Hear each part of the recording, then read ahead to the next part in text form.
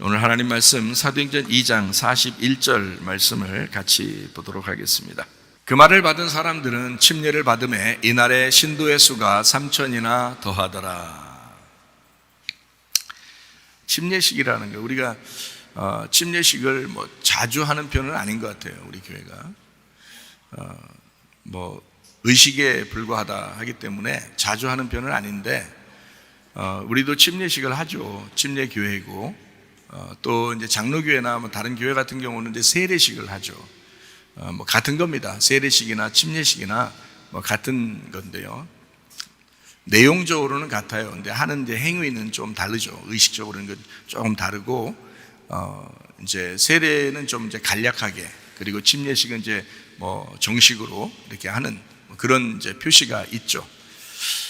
어쨌든 세례식이나 침례식이라고 하는 건 겉의 모습이 중요한 게 아니고 마음이 중요한 것 같습니다. 그래서 침례식을 이렇게 예전에도 이렇게 해보면, 그때 이제 젊은 사람들 많이 침례를 하잖아요. 젊은 사람들이 많으니까 침례를 해보면, 침례를 하고 난 다음에 생활을 가만히 이렇게 봐요. 똑같아. 그런 사람들이 꽤 많아요. 그렇지 않은 사람들도 있지만 참 실망스럽습니다. 침례식을 하고 난 다음에 생활이 똑같은 거 보면 참 실망스러워요. 그 실망스러운 게 똑같아요. 결혼식도 똑같아요. 결혼식을 할 때는 얼마나 성대하게 합니까? 결혼식 할 때 보면 사람들 앞에서 약속하고 성대하게 하긴 하는데, 끝나고 나면은 집에서 생활하는 게 더 중요한데, 그 생활하는 그 모습 속에서 결혼식 때 그 우아했던 그 모습들이 다 사라지고, 개판 5분 전으로 이렇게 생활하는 사람들도 꽤 많죠. 그러다 보니까 그 결혼식이 왜 했나요, 우리가? 이러면서 실망하는 경우가 참 많겠죠. 똑같아요. 침례식 하고 난 다음에 사람들이 생활이 똑같아. 예전 생활을 버리지 못했어요. 계속 그렇게 생활해요. 그러면은 얼마나 실망스럽겠어요. 그래서 침례식을 이제 이번에 한번 또 하려고 그러는데요. 바닷가에서 하든 이제 강에서 하든 사람들이 이제 목욕통에다가 이렇게 물을 받아서 하든, 또 이제 어떤 교회들은 이제 침례탕을 이렇게 강대상 뒤쪽에다 이렇게 만들어 놓고 침례식을 하고 그러기도 하죠. 침례식 이제 어디에서 하든 상관없어요.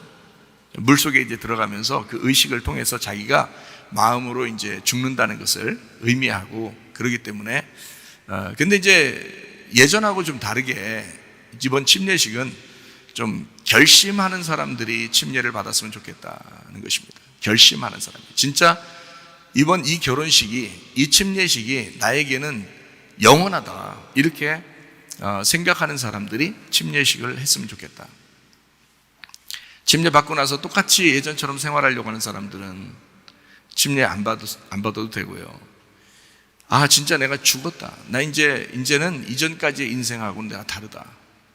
완전히 내가 그리스도의 사람이다. 나는 주님의 사람으로, 주님과 결혼한 사람으로 내가 살아가야 되겠다 라고 그렇게 결심한 사람들이 신청을 했으면 좋겠어요.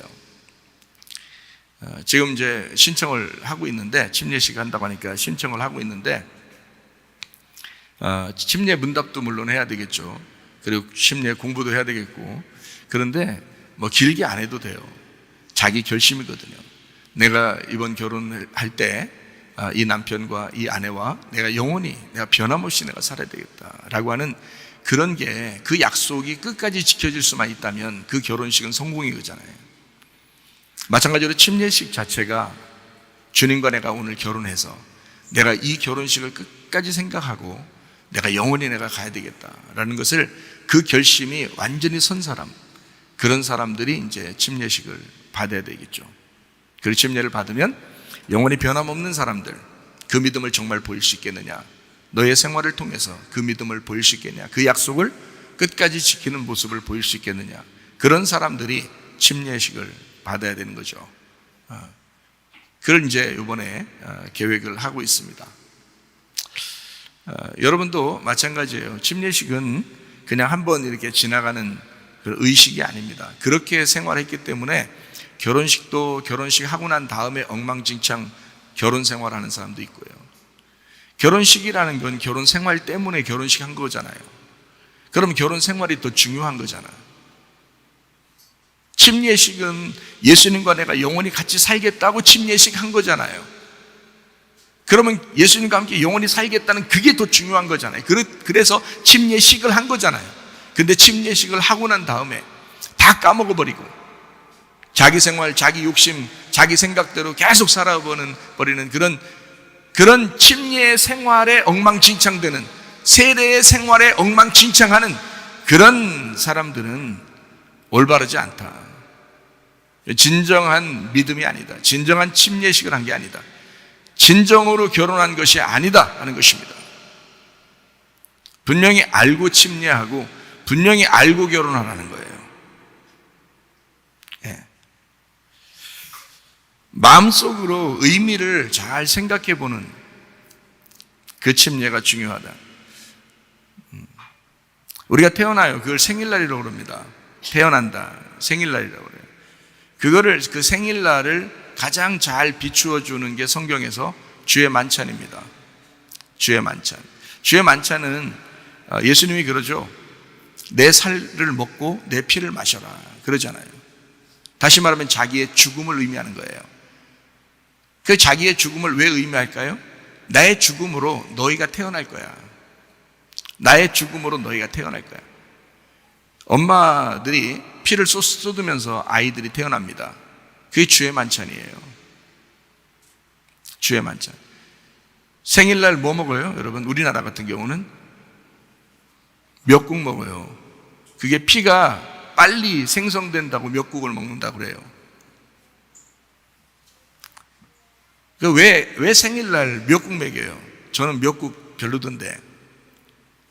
왜 생일날? 그래서 우리 집 같은 경우는 생일날 된장국 끓여 먹고 그럽니다. 아니, 미역국이 별로인 사람도 있을 거 아니에요. 근데 왜 자꾸 미역국을 먹여요, 애들한테? 야, 너 미역국 먹었냐? 생일날 때. 너 미역국은 먹었냐? 너 미역국 끓여주는 사람도 없냐? 이런 얘기도 하고 그러잖아요, 사람들이. 왜 그래요? 미역국 먹여야 된다는 거예요. 그날은 미역국을 먹는 날이라는 거예요. 미역국 싫어해도 먹고 마셔야 된다는 거예요, 그날. 그래서 저도 누가 생일날이라고 미역국 해주잖아요. 먹어요. 그 앞에서 엎어버리고 그러지 않습니다. 먹어요. 왜냐하면 감사하잖아요, 미역국 해주니까. 그래서 먹어요. 생일날 아닌 때도 미역국 주더라고. 또 어떨 때는. 그럴 땐 다른 것 좀 해달라고 그렇게 얘기도 해요, 제가. 그런데 미역국 좋잖아요. 건강에 좋다 그러니까 그걸 준단 말이에요. 왜 그걸 먹는지 알아요, 여러분? 네? 엄마가 피 쏟아서 피 보충한다고 엄마가 먹었던 거를 자식들이 먹으면서 기억해달라고 생일날 미역국 주는 거예요. 그 자식 때문에 주는 게 아니라 엄마 기억하라고 미역국 주는 거예요. 여러분, 알아요? 알고 드셨어요? 애가 뭔 피가 필요해? 엄마가 피 쏟았기 때문에 미역국이 필요해서 엄마가 먹는 거지. 애기 태어나면 그 다음 날부터 미역국 먹여요? 여러분? 아니라고. 엄마 먹은 거라고. 엄마 먹은 거를 이 아이가 기억해달라고 미역국을 먹는 거예요. 주의 만찬은 왜 해요? 교회에서 주의 만찬을 떡을 먹고 포도주를 마시고 왜 그래요? 예수님 기억해달라는 거예요. 예수님이 너를 위해 죽으셨다는 걸 기억해달라는 거야. 예수님이 너를 위해 죽으시고 너를 태어나게 했다. 생일날이에요, 그날이. 그 생일날. 그래서 주의 만찬 하는 거예요. 너 생일날 미역국 먹지? 너 생일날 떡과 포도주를 마시지? 예수님이 죽으시면서 너 태어나게 한 거야. 예수가 피를 쏟으면서 널 태어나게 한 거야. 그거 기억해달라고 주의 만찬 하는 거예요. 아시고 하셔, 그거. 네 생일날이야, 그날이. 집에서 생일날은 엄청 막 케이크 사다 놓고 막 선물 안 사주면 선물 안 사줬다고 기분 나빠하고 그냥 선물 왜 사줘야 되는 거고. 네가 엄마한테 선물 사주는 날이 생일날이요. 엄마 아빠한테 생일 선물로 해주는 날이 그게 생일날이라고. 미역국 먹어주고 엄마 아빠를 기억하고. 예? 그리고 생일 선물을 해드리는 날이 생일날이지 네 생일 선물 받으려고 생일날 하는가? 아니에요. 다 거꾸로 돌아가는 거예요. 그게 주의 만찬은 예수님을 기억하라고 하는 거예요. 주의 만찬은 그날이 너의 태어난 날이니까, 예수가 죽는 날이 너의 태어나는 날이야, 이렇게 가르쳐 주는 거예요. 아시고서 주의 만찬 하셔. 그 주의 만찬이라고 하는 건 주님의 죽으심으로 내가 태어났기 때문에 우리도 그 주님을 따라가는 거예요. 그래서 아기가 태어나서 엄마 아빠를 따라가잖아요. 그죠? 엄마 아빠를 따라다녀요. 동물들도 태어나면 엄마 아빠를 찾습니다. 그래서 따라다녀요. 동물들도. 그러니까 엄마 아빠를 따라가는 거예요. 우리가 주님의 죽으심으로 내가 태어났기 때문에 그 주님을 따라가는 거예요. 부모로 알고. 그 주님을 따라갔더니 뭐 하라고 그래요? 우리 보고 죽으라고 그러죠? 너도 나처럼 죽어야 돼. 너도 나처럼 부모가 돼야 돼. 너도 나처럼 너의 피를 쏟고 자녀를 낳아야 돼. 이렇게 하는 거거든요. 그 성숙함. 그래서 세례식이 있는 거예요. 세례식, 침례식. 주님을 따라가라고. 세례식, 침례식을 성경에서는 다른 말로 뭐라고 그러냐면 할례식이라고 그럽니다. 할례식. 그래서 애가 태어나서 8일날째 어떻게 해요? 애가 태어나면 8일날 예수님도 그거 했어요. 예수님도 예외가 없어요. 누구나 인간으로 태어난 사람은 할례를 거쳐야 되는데 그 할례식을 다른 말로 말하면 세례식 혹은 침례식이라고 그러는 거예요. 그날 뭐 하는 거예요? 할례식이 뭐예요? 남자의 표피를 끊어냄으로써 육체를 끊어내는 것입니다. 육체가 죽는 날이에요.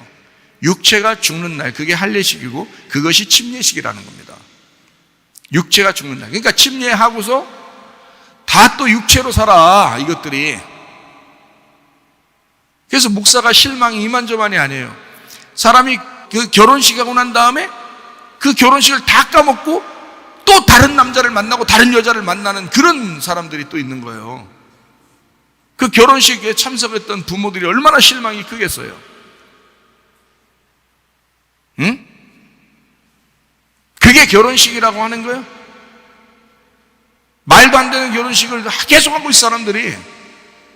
그러니까 이혼율도 반 이상이 되고 막 우리나라에. 그러죠. 그러니까 알고 하라는 거예요. 몰랐으니까. 그러면 몰랐으면 알으라 이 말이에요. 그래서 할례식은 침례식과 같고 세례식과 같은 거예요. 그러니까 완전히 육체가 끊어지는 거, 자기의 죽음을 말하는 것입니다. 더 이상 내 뜻대로 살지 않으리라. 더 이상 내가 내 생각대로 살지 않으리라. 더 이상 나는 죽었다라는 것을. 그래서 의식이라고 하는 건요, 중요하지 않습니다. 의식이라는 건 중요하죠. 그러나 그 의식보다 더 중요한 게 마음의 의식이에요. 마음의 의식. 마음으로 진짜 결심했느냐, 그게 더 중요한 거예요. 그걸 거듭남이라고 하는 거예요. 거듭남. 다시 태어났다. 주의 만찬을 해도 그냥 의식적으로 하는 사람이 있고 육체적으로, 마음으로 하는 사람이 있다. 마음으로 하는 걸 마음으로 거듭났다, 다시 태어났다, 이거예요. 그거는 땅에서 태어난 게 아니고 하늘에서 태어났다라고 하는 것입니다. 그걸 거듭났다. 자, 하늘나라에 어떻게 가나요? 그냥 태어나면 다 갑니까? 아니에요. 거듭나야 가는 것입니다. 다시 태어나야 가는 거예요. 침례식 받으면, 세례식 받으면 그냥 천국 가는 거예요? 아니에요. 마음으로 받아야 된다 이거야. 마음으로, 진짜 마음으로 받으셔야 된다 이거야. 하늘로서 태어난 거, 다시 말하면 육체의 씻음입니다. 육체가 씻는 걸 말하는 거니까 세례식도 마찬가지죠. 육체를 씻는다, 너의 죄를 다 씻어버린다, 이런 걸 세례식이라고 그러거든요. 침례식은 아예 씻는 거 정도 안 되고 아예 죽어라 그러는 거고, 물속에 팍 집어넣어버리고. 그래서 세례식은 그냥 물 이렇게 찍어서 발로 씻어. 머리라도 씻어라, 이렇게 씻어주잖아요. 이렇게 머리를. 네 생각이 바뀌어야 돼, 네 육체가 바뀌어야 돼, 그런 거거든요. 마음의 죽음입니다. 우리 마음으로 내 마음은 죽었고 주님의 마음을 내가 따라가리라, 그런 결심, 그게 세례식, 침례식입니다. 마음의 할례를 말하죠. 마음의 하나됨을 의미하는 것입니다. 마음이 중요한 것이다. 너희가 육체로 의식적으로 하는 결혼식이나 침례식이 중요한 게 아니고 마음으로 해야 된다. 그래서 이것을 그냥 너 교회 왔다고 구원받은 게 아니라 영혼의 구원이 중요한 거야. 그게 중요한 거야. 의식이 중요한 게 아니라 그건 중요치 않아. 마음의 중요성, 마음으로 실제로 영혼이 구원받아야 그게 중요한 거야. 영혼이 너니까 너의 모든 삶이 구원받아야 되는 거야. 한번 의식을 치렀다고 해서 결혼한 게 아니야. 네 결혼 생활을 볼 때 그 결혼식이 진짜구나라는 것을 알게 되는 거다. 너의 생활을, 너의 영혼의 생활을 가만히 보면 네가 진짜 침례를 받았는지 그걸 알 수 있다는 거예요. 그런데 목사들이 볼 때 상당히 실망스러운 경우가 많습니다. 목사들도 잘 안 되는 경우가 많으니까요. 그렇지만 최소한 그 결심, 그것이 잊지 않도록, 그 결심을 잊지 않도록 날마다 돌아서는 거죠. 날마다 돌아서면서 하나님 앞에 자기의 그 결혼식을, 그 침례식을 늘 생각하면서 하는 거죠. 그게 회개라고 그러는 거예요. 그래서 우리는 날마다 회개하면서 살아간다, 이렇게 말하는 것입니다. 그래서 날마다 주의 만찬이 중요한 거죠. 아, 내가 태어난 거, 날마다 내가 태어나는구나 라는 것을 생각해 봐야 되는 거고요. 날마다 침례식이 중요한 것입니다. 날마다 할례식이 중요한 것이다. 내 육체를 끊어내는 것이다. 나는 죽었다. 날마다 생일이듯이 날마다 내가 결혼식 하는 것이다 라고 생각하고 부부가 산다면 얼마나 좋을까요? 생각해 보세요. 우리 오늘 결혼식이야. 그리고 살아가요. 자고 일어났더니 오늘 우리 새날을 맞이했네. 오늘 우리 결혼식이야. 얼마나 행복한 가정이 되겠어요. 우리 오늘 이혼식이야. 이상하잖아. 그런 건 안 된다는 거지. 오늘 결혼식이야. 날마다 결혼식 하는 것처럼 생활하면 얼마나 좋겠냐고요. 그죠? 그게 바로 뭐냐면 날마다 침례야. 날마다 결혼하는 거. 날마다 육신이 끊어진다. 날마다 우리 할례식 한다. 날마다 육체가 끊어지는 생활한다. 이게 중요한 것이죠. 사도행전 2장 41절의 말씀, 그 말을 받은 사람들은 뭘 했다고요? 침례를 받았다. 우리 교회는 침례라고 읽으니까 그렇죠. 또 누가 또 시비 걸면 안 되죠. 야, 세례라고 써있는데 왜 침례라고 읽으냐. 그렇게, 그럼 우리가 그러면 침례교회인데 침례라고 읽어야지. 그럼 우리가 그러면 침례교회인데 또 세례로 읽어요, 자꾸? 그럼 안 되잖아요. 우리는 침례. 그래서 침례교회는 또 침례라고 쓴 성경책이 따로 나와요. 그 말을 받은 사람들은 침례를 받음에 이날의 신도의 수가 3천이나 더하더라. 이 사람들은 침례를 받고 난 다음에 진짜 성도가 된 거예요. 진짜 교인이 된 거예요. 그러니까 이 사람들 날마다 모이죠. 예. 그러니까 우리가 흩어져서 혼자 성경을 읽을 수도 있고 기도할 수도 있는데 사실 교회는 모이는 것입니다. 제1 예배당에서도 모이는 것이고 제2 예배당에서도 모이는 거예요. 모임이 있어야 이걸 교회라고 그러는 거예요. 함께 식사도 하고 함께 말씀을 나누고 그걸 가족이라 그러는 것이거든요. 가족이 혼자 있을 때 가족이에요? 그건 혼자 있는 거죠. 그건 사람이라 그러죠. 그러나 가족이 있을 때는 모였다. 이걸 가족이라 그러죠. 그래서 하나님의 가족도 마찬가지입니다. 교회로 모이는 것이거든요. 제1예배당, 제2예배당으로 자꾸 모이셔야 합니다. 그걸 교회라 그러는 거예요. 마찬가지로 이 사람들은 진짜 성도기 때문에 이 사람들은 침례를 받고 난 다음에 자기가 없어졌어요. 자기가 없어서 자기 물건까지도 네 거 내 거 없이 사는 거예요. 가족처럼. 날마다 모였어요. 같이 식사를 했어요. 같이 말씀으로 교제했어요. 자기 물건도 서로 나누었어요. 이게 초대교회라고 그러는 거예요. 근데 이거는 같이 살지 않으면 힘들어요. 지금 시대에서는 같이 살지 않으면 힘들어요. 그래서 우리 학교 같은 경우는 기숙사 생활을 같이 하니까 그 기숙사 생활하는 학생들은 옷도 서로 막 나눠서 입어요. 자기들 거 내 거야 이건 이런 게 별로 없어요. 물건들도 서로 이렇게 나눠서 쓰고 그럽니다. 그 얼마나 아름다운지 몰라요. 그러니까 자기들 형제 같은 거야, 이 아이들이. 자기들이. 그래서 방학을 주면은 한 달에 한 번씩 방학 주는데 자꾸 안 가는 사람도 있고 빨리 오고 싶은 사람도 있어요. 왜냐면 어차피 식구들이니까 이것도 여기도 그렇게 사랑한다고요. 저가 만든 게 아니라 하나님이 원래 그걸 교회라고 이렇게 만들어 놓은 거거든요. 성경에. 사도행전 2장에 쭉 내용을 2장에 41절부터 내용을 쭉 47절까지 읽어보면 그렇게 돼 있어요. 그 사람들 날마다 식사하고 말씀으로 교제하고 함께 기도에 전념하고요. 서로 사랑하고 그 사람들에게 칭찬받고 물건을 서로 네 거 내 거 없이 그렇게 서로 쓰고요. 이런 생활을 했다고. 이게 진짜 교회죠, 사실은. 여러분 보고 뭐 그렇게 지금 살아라 이렇게 말하고 싶지만 그렇게 못할 거예요. 같이 사는 사람들만 그렇게 하는 거거든요. 그렇지 않은 사람들은 쉽지 않아요. 그걸 또 속으로 다행이다 이렇게 생각하면 큰일 납니다. 원래 교회는 그런 거 아니에요. 원래 교회는 함께 그렇게 해야 돼요. 성경 사도행전 2장처럼 해야 된다고요. 그게 진짜 교회인데 어쩔 수 없이 지금은 자기들 욕심도 있고 자기 생활도 있고 하니까 그걸 인정해 주는 거죠. 그러면서도 좀 나눌 거 있으면, 좀 남는 게 있으면 좀 나누어라, 그렇게 얘기를 하는 거죠, 같이. 지금은. 그러나 같이 뭐 생활하는, 교회에서 같이 생활하는 사람들은 함께 나누는 게 습관돼 있죠. 그러니까 진짜 교회를 만들어 나가고 있는 거예요. 그는 여러분 축복입니다. 그렇게 우리 아이들이, 우리 교회 청년 학생들이 그렇게 살아간다는 것은 이건 축복받은 거예요. 이 시대에 이렇게 생활해 본다는 것은 축복인 거라고. 그렇다고 해서 결혼해도 똑같이 그렇게 같이 모여 살아라고 그렇게 안 합니다. 결혼하면 또 각자 자기 집이 있어요. 결혼하면 각자 집에 살지만 그렇게 생활해 봤기 때문에 자기들이 계속 같이 모여 있고 싶고 같이 놀아도 같이 놀고 먹어도 같이 먹고 싶고 그렇게 하죠. 진짜 교회처럼 생활하죠. 주님의 교회처럼 생활한단 말이에요. 자, 사도행전 2장 41절에 나와 있는 이 사람들, 자, 침례를 받았는데 어떤 사람이 침례를 받은 거예요? 어떤 사람이 침례를 받았다 이렇게 나왔잖아요. 뭐라고 돼 있어요? 예, 이 말을 받은 사람, 그 말을 받은 사람들이 침례를 받았다 그러잖아요.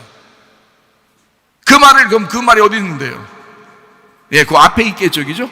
예, 그래서 40절을 보면 이렇게 돼 있습니다. 또 여러 말로 확증하며 권하여 이르되 너희가 이 패역한 세대에서 구원을 받으라 하니 이랬습니다. 자, 뭐라고 했다고요? 뭐라고 말했더니 침례를 받았다고요? 너희가 이 패역한 세대에서 구원을 받아야 된다라고 했더니 이 말을 받은 사람들이 침례를 받기 시작했더라 이 말이에요. 그래요, 나 이 패역한 세대에서 내가 구원받고 이 세상에서 내가 죽은 자로 살겠습니다 라고 결심한 사람들이 3,000명 그날에. 그리고 침례를 받았다. 여러분, 침례나 세례 왜 받았어요, 여러분? 세상 욕심 가지고 똑같이 살려면 왜 받았어요, 침례나 세례를? 정욕적으로 살려면 왜 받았어요, 침례를, 세례를? 주는 사람 헷갈리게. 적어도 이 사람들은 침례를 받았는데 왜 받았느냐면 하나님 말씀을 받고 나니까 이 사람이 어떤 말씀이냐면 이 패역한 세대에서 구원을 받아야 되겠구나. 내가 이 패역한 세대의 이 세대대로 그대로 내가 살아가면 안 되겠구나. 내가 이 세상에서 구원받아야 되겠구나. 내가 이 세상에서 내가 벗어나야 되겠구나. 내가 그리스도의 사람이 돼야 되겠구나. 내가 이 세상에서 죽은 자가 돼야 되겠구나 한 사람들만 사도행전 2장 41절에 침례를 받았다라고 되어 있어요. 그 사람들이 3,000명이 되었다. 여러분, 침례는 아무나 받는 건 아닙니다. 결심한 사람들이 받는 거예요. 침례나 세례를 그냥 아무렇게나 받으니까 여러분 교회 다녀도 여러분 똑같이 생활하는 거예요. 결심하고 받아야 된단 말이에요. 침례라고 하는 이 단어가 밥티조입니다. 밥티조. 그래서 베프티스트, 침례교 할 때 베프티스트 처치라고 그러는 겁니다. 베프티스트 처치. 이게 밥티조에서 나온 거예요. 이 밥티조라고 하는 게 침례입니다. 침례 밥티조라고 하는 것은 완전히 젖게 하다라는 것입니다. 어디 한 군데가 남으면 안 돼요. 완전히 젖어야 된다. 그거를 밥티조라고 합니다. 이거를 씻는다라고도 해요. 씻는데 그냥 한 군데만 잠깐 씻는다는 게 아니고 머리부터 발끝까지 다 씻어야 된다. 이거를 씻는다. 이럴 때 밥티조라고 하는 것입니다. 밥티조. 그게 세례, 침례라는 단어예요.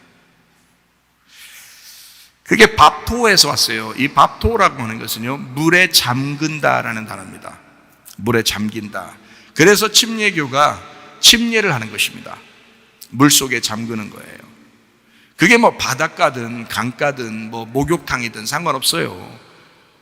물만 있으면 돼요. 물 속에 집어넣어버리는 겁니다. 그래서 하나도 남김없이 다 젖도록, 머리에서부터 발끝까지 다 젖을 수 있도록 집어넣어버리는 거죠. 장사 지낸다 그래요. 그래서 그거를 장사 지낸다.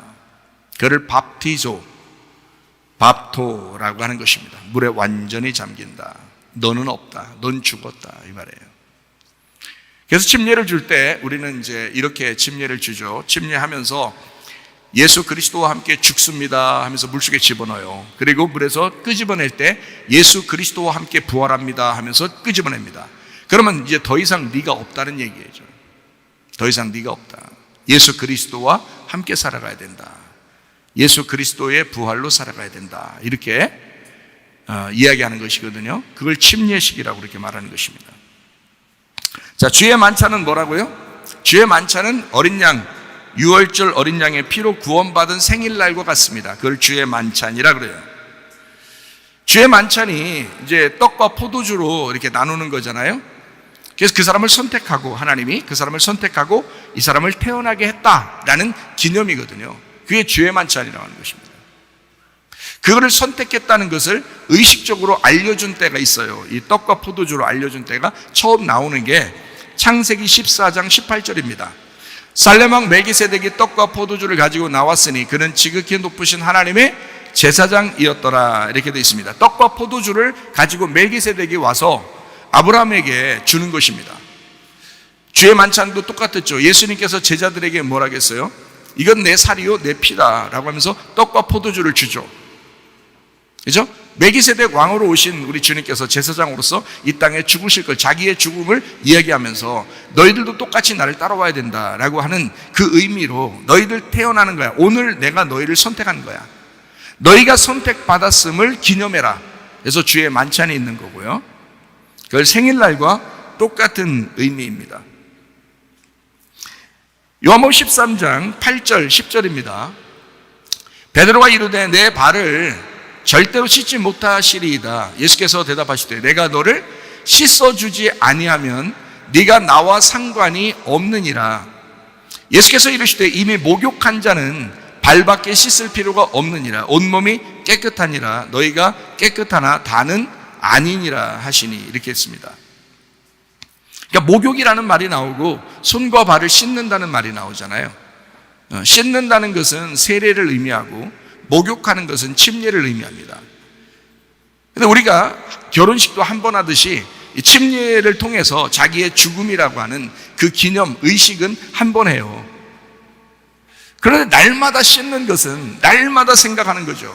날마다 그 목욕한 것에 대해서 자꾸 생각을 하는 거죠. 그리고 살아가는 겁니다. 그래서 이거를 이제 구약에서도 이런 일이 있었는데 그게 바로 뭐냐면 출애굽기 38장 8절 그가 노스로 물두멍을 만들고 그 받침도 노스로 하였으니 곧 회막문에서 수종드는 여인들의 거울로 만들었더라. 이게 뭐냐면 물두멍이거든요. 물두멍은 왜 있어요? 세수대야처럼 생겨가지고 물을 담아놨어요. 그래서 물로 자꾸 씻으라는 거거든요. 손과 발을 씻으라. 내가 하나님의 백성으로 목욕한 자는 손과 발을 날마다 씻으면서 들어가라는 거예요. 하나님을 만날 때. 예배할 때 손과 발을 매일 씻으면서 나가라는 거예요. 하나님 앞에. 뭘로 만들어라겠어요?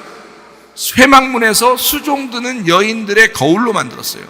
성경을 뭐라고 그러죠? 우리들의 거울이라고 그럽니다. 하나님의 말씀으로 그 물두멍을 만들고 그 물두멍에서 그 물로 너희를 자꾸 비추어 보고 너희를 씻으라는 것입니다. 그래서 하나님의 말씀으로 씻으라는 얘기예요. 이게 지금은 뭐 물두멍 갖다 놓고 우리가 교회 들어오면서 물두멍 갖다 놓고 막 씻으면서 예배드리고 이러진 않잖아요. 그건 하나의 종교 의식에 불과하죠. 그러나 우리는 마음으로 씻어야 된다, 날마다. 그래서 마음으로 씻으면서 예배해야 된다는 거예요. 그게 물두멍의 씻음이에요. 뭘로 씻어요? 말씀이라 했잖아요. 말씀. 그 거울로 만들었다 그랬잖아요. 그 말씀으로 만든 그 물두멍에서 씻어야 된다. 다른 데서도 다 씻죠. 이 사람들 세수도 안 하고 뭐 손도 안 씻고 그러겠어요? 다른 데서도? 다 하죠. 집에서도 하고 식당에서도 하고. 그렇지만 성막에 들어가 예배할 때는 물두멍으로 씻어라. 그게 뭐예요? 거울로 만든 그 물두멍에 씻어서 예배해야 된다. 하나님 말씀으로 날마다 씻어야 된다는 것을 이야기하는 것입니다. 잘 생각해 보세요. 침례식은 할례식과 같습니다. 침례식은요. 창세기 17장 1절, 아브라함이 99세 때에 여호와께서 아브라함에게 나타나서 그에게 이르시되 나는 전능한 하나님이라 너는 내 앞에서 행하여 완전하라 그랬거든요. 자, 99세 때 만났어요, 하나님께서. 그러면 그 앞에 귀절까지는 하나님께서 이제 아브라함에게 이야기하는 그 전에 뭐가 있었는가 하면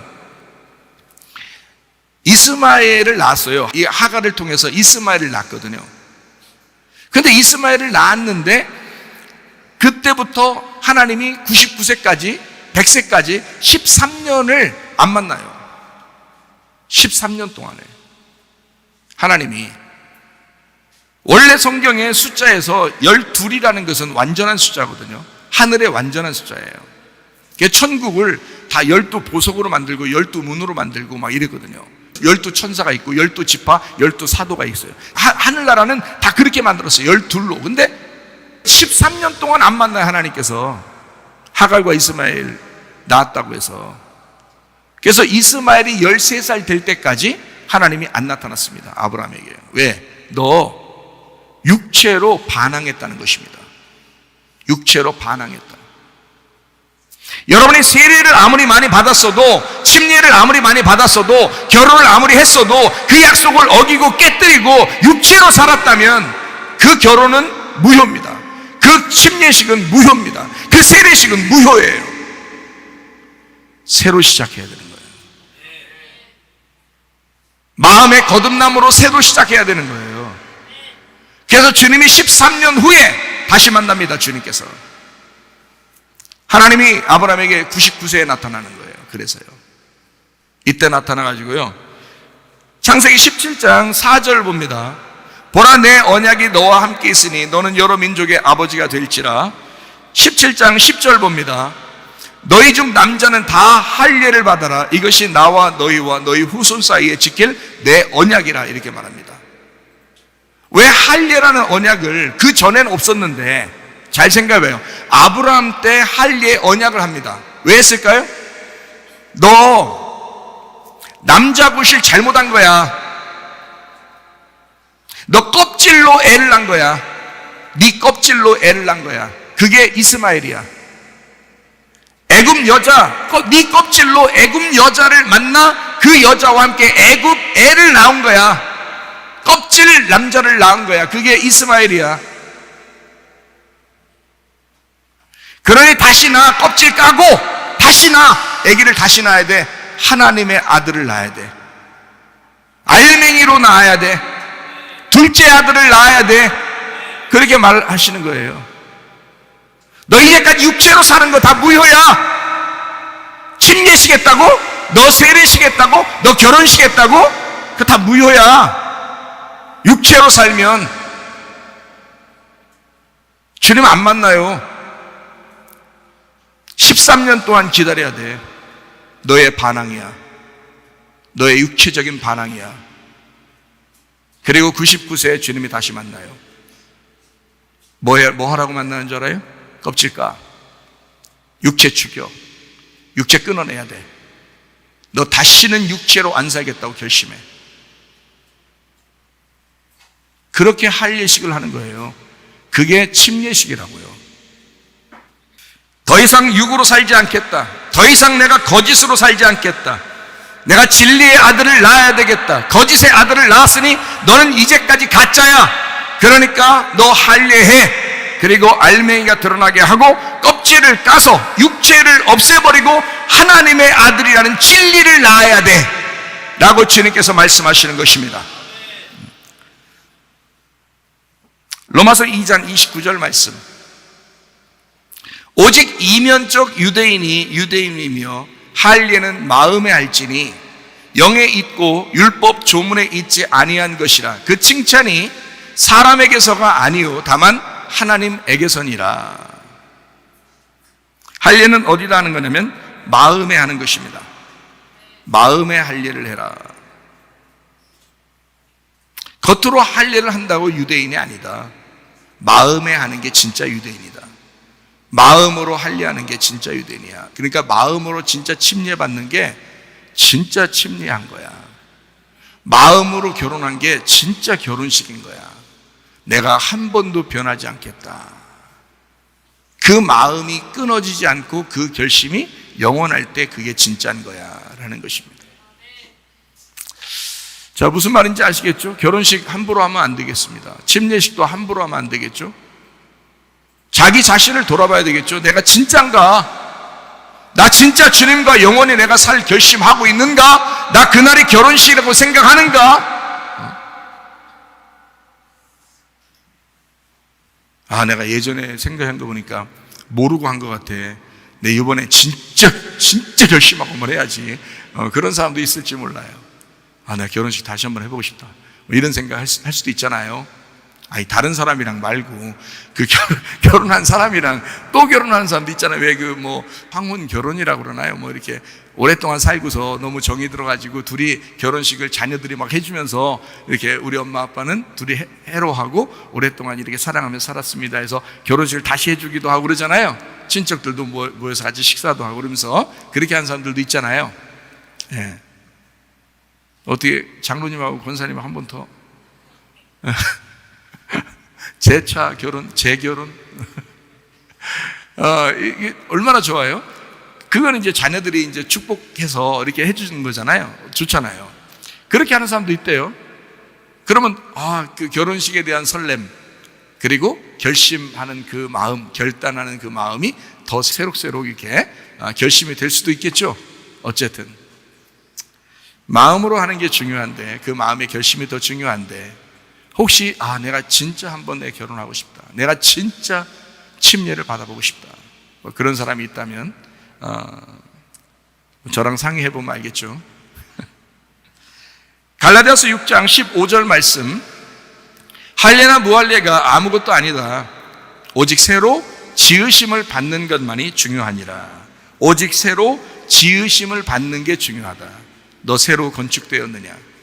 너 마음으로 진짜 새로 건축되었느냐? 너 마음으로 진짜 결혼했느냐? 너 마음으로 진짜 침례했느냐? 그게 더 중요하다. 이것이 이야기하는 거죠. 자, 빌립보 3장 3절 말씀입니다. 하나님의 성령으로 봉사하며 그리스도 예수로 자랑하고 육체를 신뢰하지 아니하는 우리가 곧 할례파라. 할례파는 뭐라고 그러니까? 할례한 거, 진짜 껍질이 벗겨지고 진짜 알맹이로 사는, 진리로 사는 사람들, 이걸 뭐라고 그런다고요? 성령으로 봉사한다. 그리스도 예수로 자랑한다. 육체를 신뢰하지 않는다. 이게 할례라는 겁니다. 여러분 할례했습니까? 여러분 침례 받았습니까? 여러분 결혼했습니까? 주님과? 어떤 사람이 돼야 돼요? 성령으로 봉사하며 그리스도 예수로 자랑하고 육체를 신뢰하지 않는다. 이제 더 이상 육체로 살지 않는다 이 말입니다.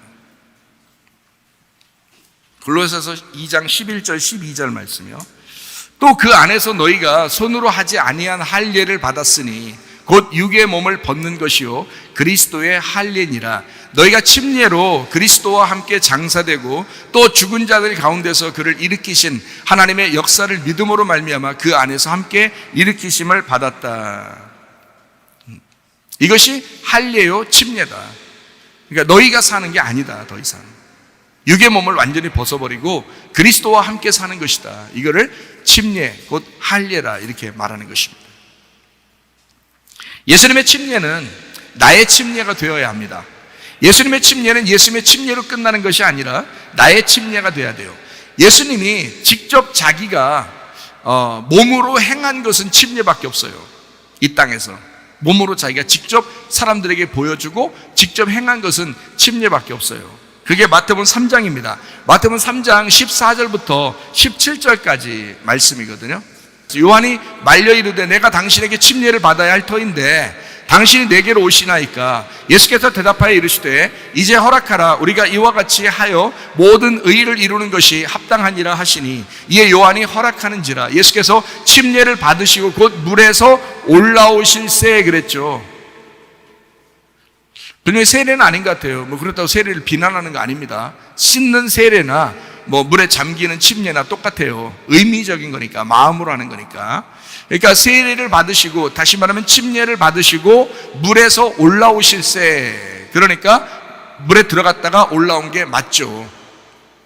하늘이 열리고 하나님의 성령이 비둘기같이 내려 자기 위에 임하심을 보시더니 하늘로부터 소리가 있어 말씀하시되 이는 내 사랑하는 아들이요 내 기뻐하는 자라 하시니라. 요단강에서 침례를 받습니다. 사역을 위하여 성령과 하나 되는 장면, 이게 침례식이에요. 이제 주님도 이 땅에 오셨으니까, 인간으로서 오셨으니까 하나님 아버지와 하나 되는 것을, 그 결혼식을 보여주는, 물론 하나죠. 하나님 아버지와 예수님은 하나죠. 그런데 그거를 결혼식으로, 결혼이라는 건 둘이 하나 돼서 살겠다는 게 결혼이잖아요. 근데 결혼식을 왜 해요?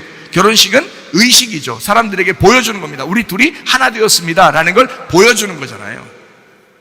침례식도 똑같아요. 하나님 아버지와 예수님이 하나 되어서 하나님의 일을 하게 되었다. 이 결혼식 발표하는, 예수님이 이제 내가 결혼식 합니다, 나도 이렇게 합니다 라고 다른 사람에게 보여주는, 그 대표적으로 주님께서 보여주는 그 모습, 자기의 죽음과 부활을 다른 사람에게 보여주는, 직접 보여주는 건 침례식밖에 없었어요. 이 땅에서 예수님이 하시는. 그러니까 침례식이 상당히 중요하죠. 그러니까 사도행전 2장에서도 침례식을 하고 그 사람들이 모여 있어서 교회가 시작됐죠. 그러니까 성령 받으면 침례를 받게 돼 있어요. 성령 받으면 침례를 받게 돼 있고, 그리고 그들이 모여서 교회를 이루게 돼 있습니다. 그러니까 그 사람들은 뭐 교회에서 별 문제가 안 생기죠. 왜냐면 자기가 죽은 사람들이 모여서 교회를 했으니까. 근데 교회에 왜 사람들이 문제가 생기느냐? 왜 욕심이 나고, 왜 교만하고, 왜 잘난 체하고 사람들 싸우고 왜 그러느냐? 안 죽어서 그런 거예요. 그 사람들이 교회 와 자기도 교회네 그렇게 생각하니까 그런 거예요. 교회 아닙니다. 아직 교회가 안 된 거예요. 교회는 그런 사람이 있을 수 없습니다. 교회는 침례를 받은 사람들이 교회를 이루었다 이렇게 말하죠. 침례를 받, 용서하는 사람이, 사랑하는 사람이, 다른 사람을 미워하지 않는 사람이, 욕심내지 않는 사람이, 화내지 않는 사람이, 그런 사람이 교회를 형성하는 거예요. 침례 받았으니까. 근데 왜 자꾸 내 거 하냐고. 교회 와서도 왜 자꾸 욕심내고, 왜 화내고, 용서하지도 못하고 미워하고, 왜 그렇게 사나고 그런 사람들도 있냐고. 왜? 그러면 안 된다고요. 침례를 받지 못해서 그런 거예요. 그 사람이 진정한 침례가 없었기 때문에 그렇습니다. 성경의 침례는 자기가 마음으로 진짜 침례를 받은 사람들, 이 사람들이 침례를 받고 교회를 만들었어요. 그러니까 문제가 거의 없죠. 다 나가서 예수님 증거하고, 예수로 자랑하고, 주님 안에서 기뻐하고, 성령으로 봉사하고, 그러면서 나가서 전도하다가 순교당하고 그런 거죠. 그 사람들이요. 근데 지금의 교회들을 보면 세례식도 많이 하고 침례식도 많이 하는데 엉망진창인 사람들이 한두 명이 아닙니다. 그건 결혼식 했다고 볼 수가 없죠. 당신의 결혼식은 무효요. 당신의 침례식, 세례식은 다 무효요. 그걸 모르고 살아갈 뿐이에요. 그 결혼식을 무시한 거라 이 말이에요. 그 침례식, 세례식을 무시한 거라는 거죠. 육체가 아직도 살아있으면서, 육체로 살면서 육체를 끊어내라고 할례식하고, 육체를 끊어내고 죽이라고 침례식, 세례식을 하는 건데 그걸 안 해요. 육체를 끊어내지 않고 하가를 통하여 이스마엘을 아무리 많이 낳아도 하나님은 안 만납니다. 13년 후에 네가 반항한 거야. 그러니까 육체 끊어. 그게 너와 나의 언약이야. 그거 끊어낼 때 이삭을 줄 거야. 그래서 할례를 하고 난 다음에 이삭이 왔어요. 할례를 하고 난 다음에. 그 전에는 이삭 안 줍니다. 할례를 받고 이삭이 태어났어요. 알아요? 그래서 99세에 하나님이 나타나신 거예요. 100세에 이삭 주려고. 1년 후에 나타나야 되니까. 자, 침례식, 세례식 아무것도 아닌 줄 알았죠. 결혼식 아무것도 아닌 줄 알았죠. 여러분 다 외식적이고 거짓하고 가식적으로 하나님을 믿고 사는 사람이 한두 명입니까? 마음으로 진정으로 결혼하세요. 마음으로 진정으로 침례식 하세요. 그래서 주님을 믿는 것입니다. 그런 사람이 성령으로 봉사하게 되고 주님을 자랑하게 되고 교회에 함께 모여서 연합하게 되는 것입니다. 그게 하나가 되는 거예요. 그렇지 않은 사람들은 뭐냐, 설교 듣다가도 졸고, 뭐냐, 대충 뭐냐, 아유 뭐냐, 오늘 예배 뭐 길면 안 돼, 절대 안 돼, 일찍 가야 돼, 이런 사람도 있고요. 이게 추워. 여기는 왜 또 더워. 이게 마음에 안 들어. 생긴 게. 별걸 다. 그러면 안 됩니다. 창세기 6장 17절.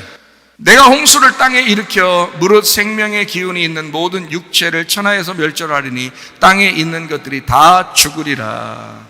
노아 홍수 침례거든요. 노아 홍수 침례. 땅에 있는 것들을 다 멸절시키리라. 그게 침례예요. 땅에 있는 거 다 죽이려고 노아 홍수가 있었던 거예요. 그거를 침례라고 합니다. 창세기 7장 22절 말씀. 육지에 있어 그 코에 생명의 기운에 숨이 있는 것은 다 죽었더라. 땅의 호흡이 멈춘 상태. 땅에서 숨 쉬는 게 멈추는 상태. 그거를 침례식이라 그렇게 말하는 거예요. 결혼식이라고 하고요. 왜요? 결혼식은 무덤이니까, 죽는 거니까, 죽으려고 결혼하는 거니까. 침례식도 마찬가지예요. 노아 홍수도 마찬가지예요. 땅에 있는 걸 멸절시키고 땅에서 호흡하는 것을 다 멈추게 하려고. 그래서 남자가 여자랑 결혼하잖아요. 남자가 여자랑 결혼하잖아요. 그럼 남자가 여자한테 죽는 것입니다. 자기를 다 내주는 거예요. 왠 줄 알아요? 여자가 무덤이었으니까.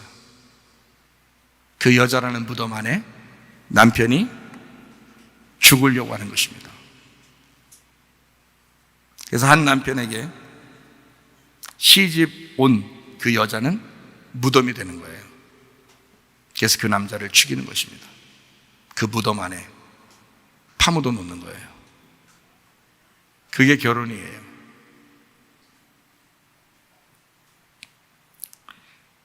땅의 호흡이 멈추면 침례식을 한 거다.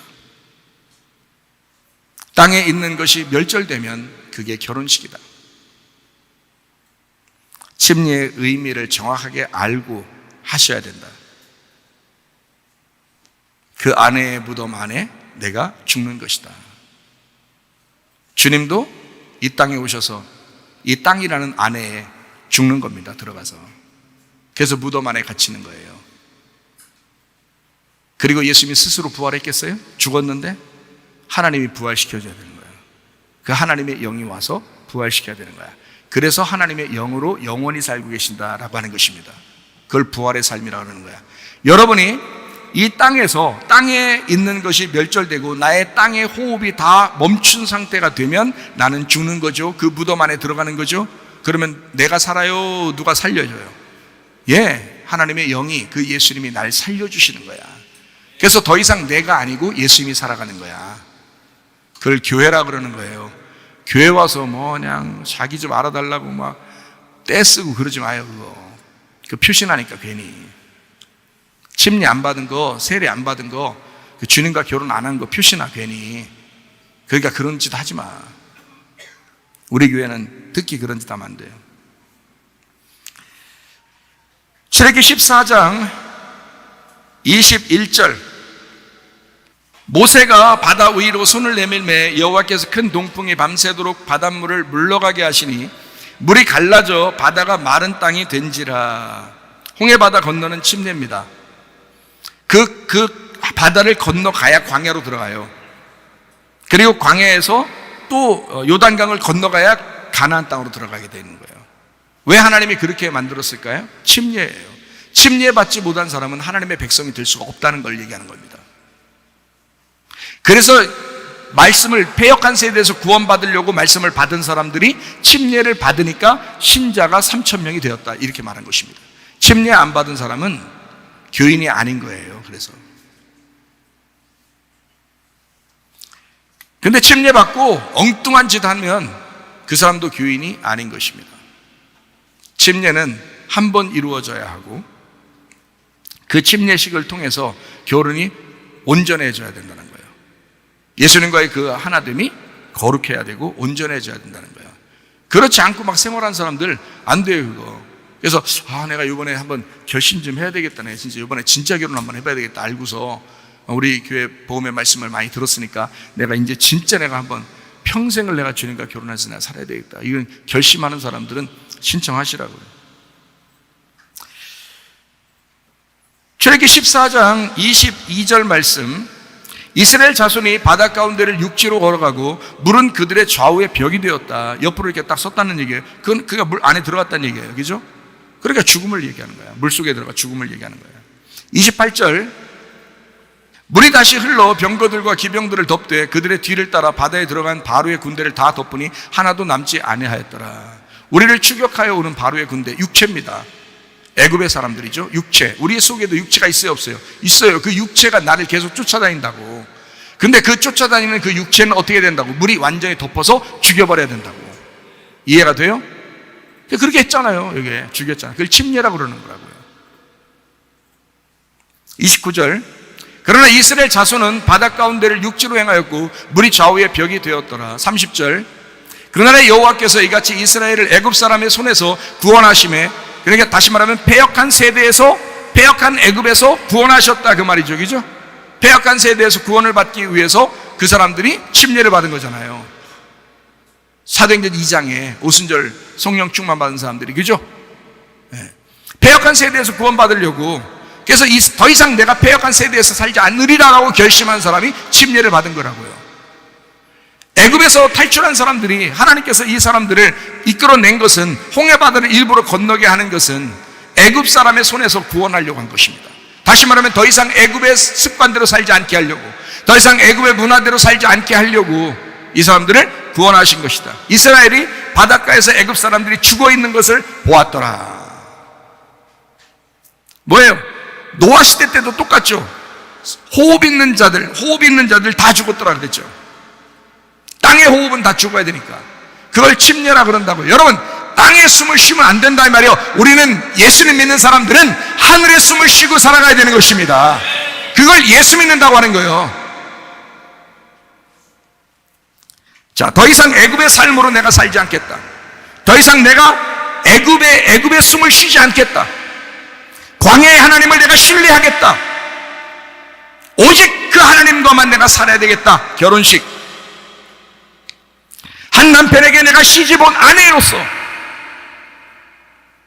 무덤이 되어 영원히 내가 이 안에서 내가 살아야 되겠다. 나 죽었다고 살겠다. 부활할 때까지 그렇게 살겠다. 침례의 의미입니다. 주님 안에서 나의 죽음과 그 부활이 그 무덤에서 이루어지는 것입니다. 그 물 속에서 이루어지는 거예요. 그게 침례식이에요. 결혼식이고요. 결혼식을 사람들은 굉장히 막 웃으면서 하는데 사실은 울면서 해야 됩니다. 그래 진짜 결혼식이에요. 난 끝났다. 그래야 진짜 결혼 잘한 거예요. 베드로전서 3장 20절 21절, 그들은 전에 노아의 날 방주를 준비할 동안 하나님이 오래 참고 기다리실 때에 복종하지 아니하던 자들이다. 방주에서 물로 말미암아 구원을 얻은 자가 몇 명뿐이에요? 겨우 8명이에요. 물은 예수 그리스도께서 부활하심으로 말미암아 이제 너희를 구원하는 편이 곧 뭐라고요? 침례라. 노아 홍수 역시 뭐라고 했다고요? 곧 물로 죽이려고 했던 침례였다, 이렇게 말하잖아요. 베드로는 구약 성경을 보면서 이걸 깨달은 것입니다. 그럼 여러분과 제가 베드로처럼 똑같이 깨달으면 베드로와 똑같네, 그죠? 베드로와 예수님은 아니란 말이에요. 예수님의 말씀을 해석하고 분석하고 그거를 영적으로 깨달은 사람이죠, 베드로도. 그래서 베드로가 똑같이 얘기하는 거예요. 우리도 똑같이 지금 얘기하고 있잖아요. 우리 교회도. 그러면 우리가 베드로의 이야기를 지금 듣고 있는 거라고. 지금 그 말씀을 듣고 있는 거라고요.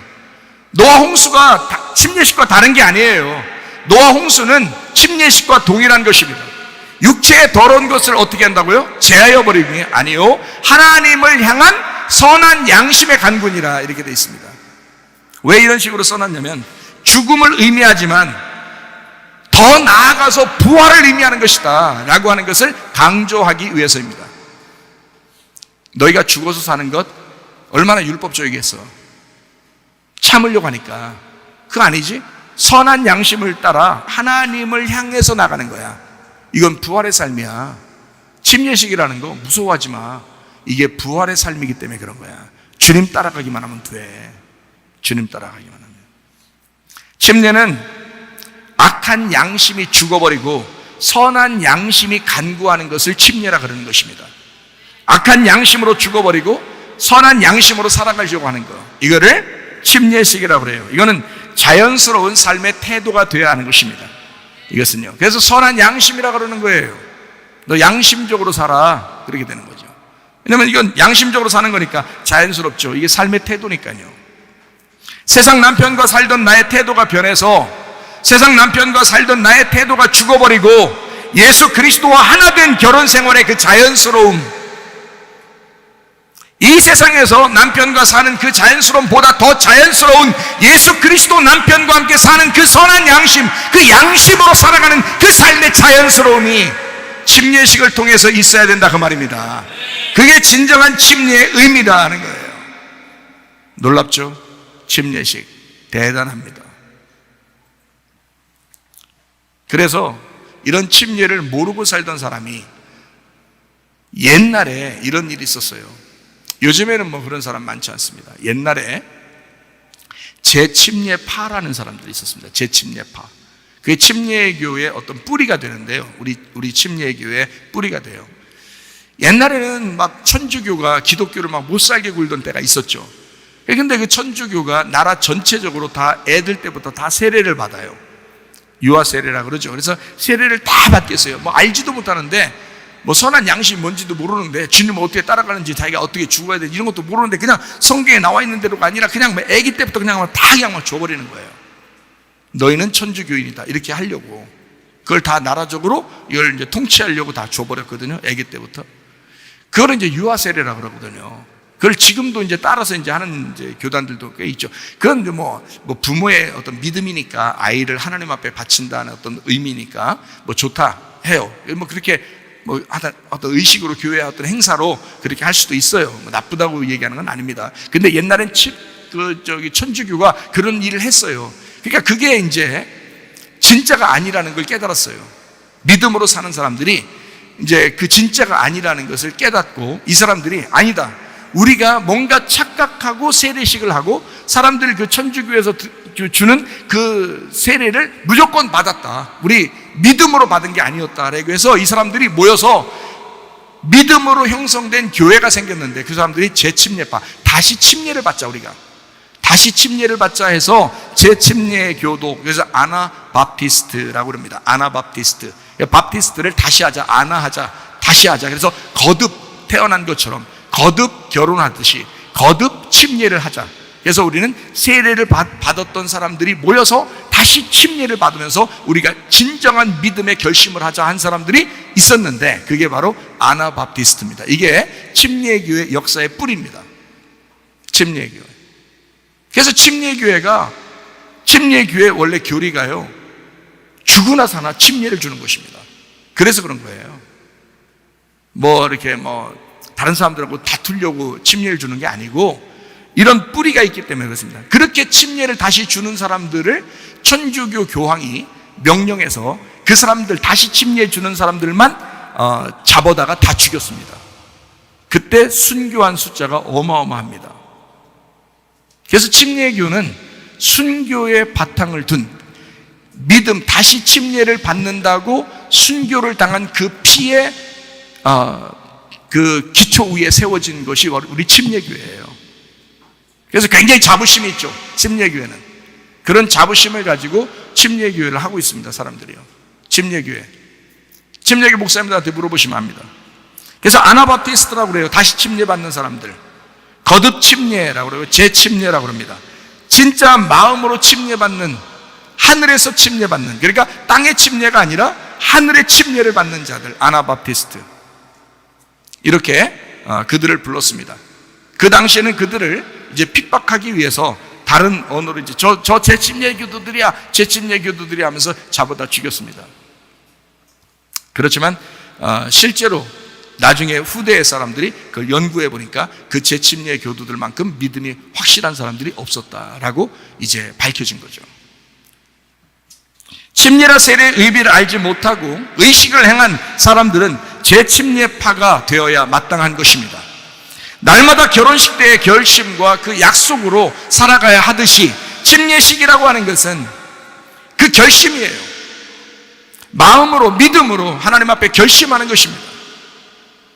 침례식도 할례도 결혼식도 딱 한 번만 합니다. 이 세상에서요. 침례를 받은 사람이, 할례를 받은 사람이, 결혼한 사람이 계속 그때를 기억해서 살아가는 거, 이게 중요한 거죠.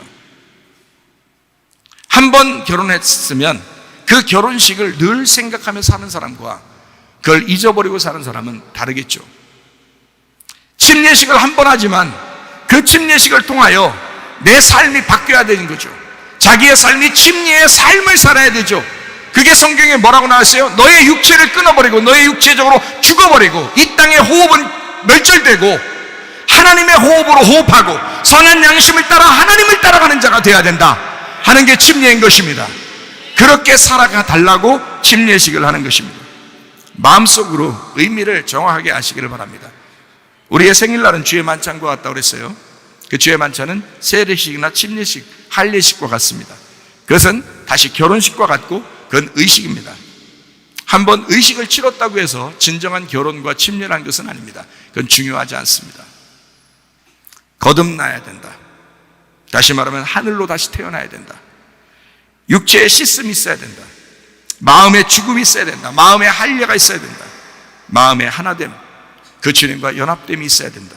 마음으로 그 영혼이 구원받는 것이 중요하다. 그래서 마음으로 할례를 받고 마음으로 결혼하고 마음으로 침례받는 것이 훨씬 더 중요합니다.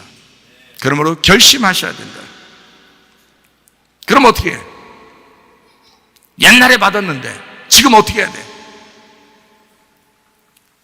성경은 이렇게 가르치고 있어요. 너희의 한 번이 영원히 계속되어지길 원한다라고 말씀하죠.